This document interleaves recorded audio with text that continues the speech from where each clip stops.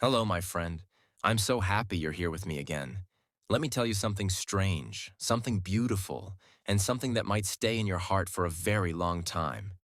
There's a house on the edge of town. No one really lives there, and no one really leaves.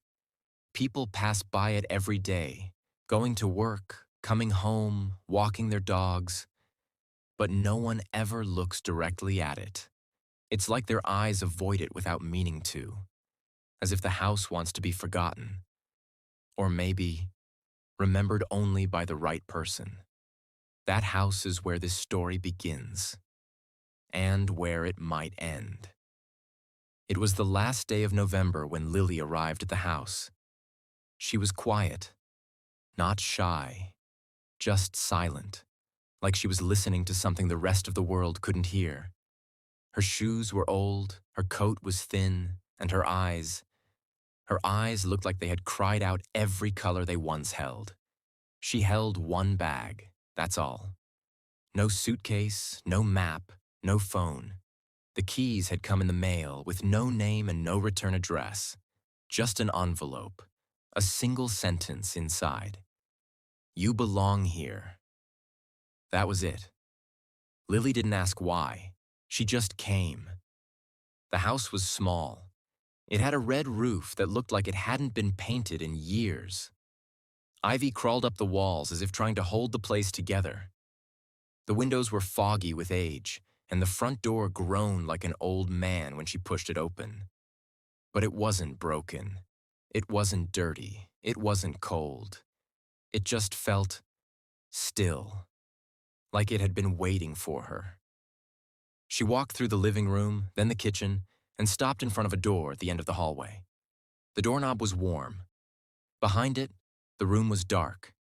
She opened it, and that's when she heard it. Rain. Not outside, not on the roof, not on the windows, but inside. The room was full of rain, not flooding, not puddles, falling. Rain was falling from the ceiling, gently, silently. It never touched the floor. It disappeared before it could.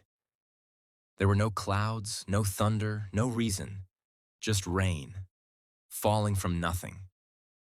She stepped into it.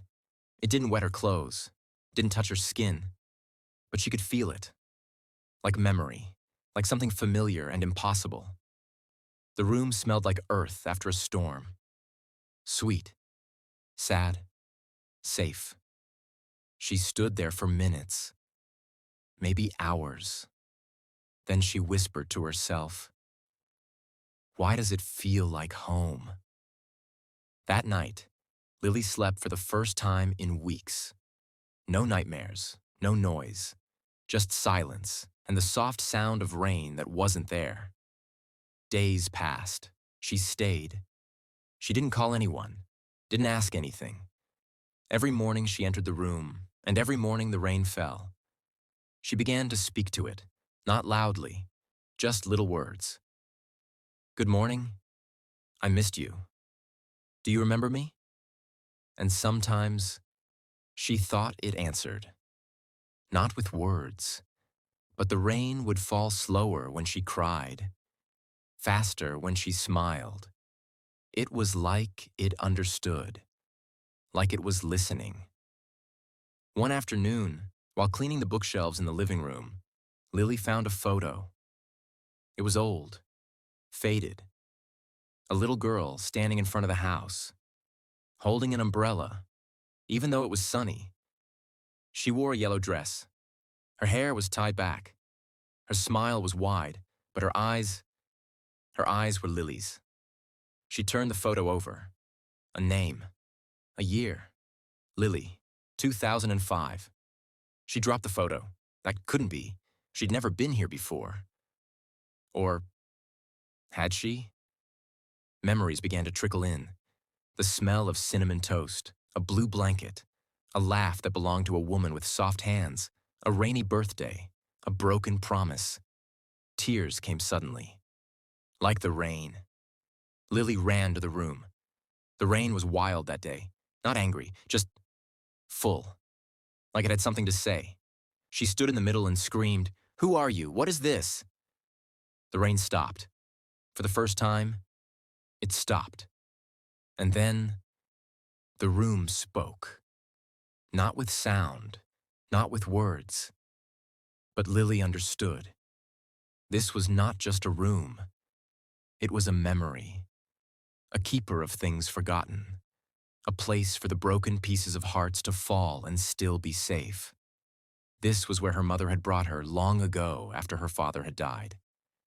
This house was where Lily had once laughed, truly laughed, before grief took it all away.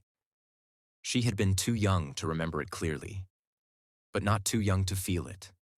The rain had remembered for her. And now, she remembered too. She stayed in the house for many weeks. Every day the rain returned, gentle and steady. But now, it felt different. Not like sorrow, more like healing. Sometimes she would sit in the middle of the room and close her eyes. She could hear voices, distant, soft, loving. She could feel warmth.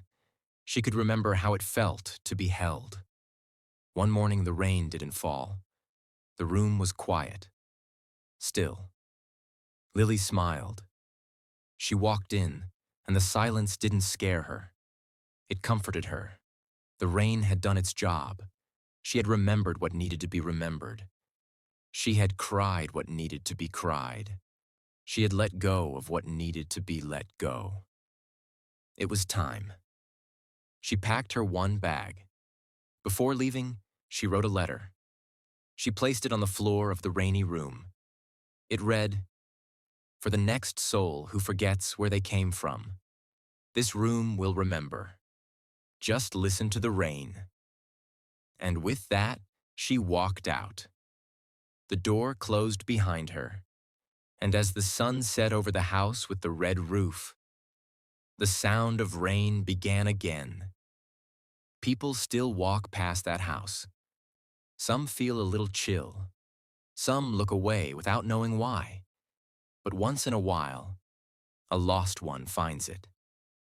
And when they open the door at the end of the hallway, they find the room full of rain, waiting, listening, healing, and remembering what they've forgotten.